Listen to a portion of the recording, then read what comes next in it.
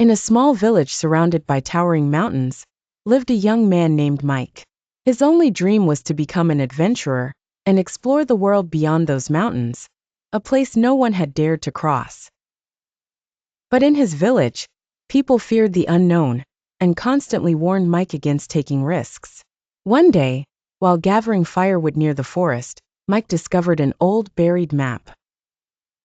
The map pointed to the Bridge of Last Chance, a passage said to lead to a land of untold riches, but fraught with danger. Written on the map were the words, "The bridge tests hearts, not feet." Despite his fear, Mike decided to follow the map.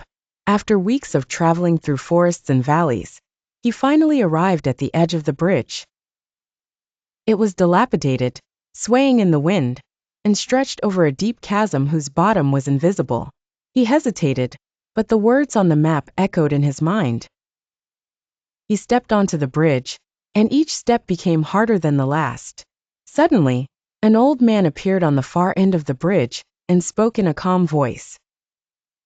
"To cross, you must release the burden of your heart. What do you fear most?" Mike thought deeply. He feared failure, disappointment, and losing everything. But he realized that fear was what had always held him back. Closing his eyes, he imagined himself leaving that fear behind. A strange lightness came over him.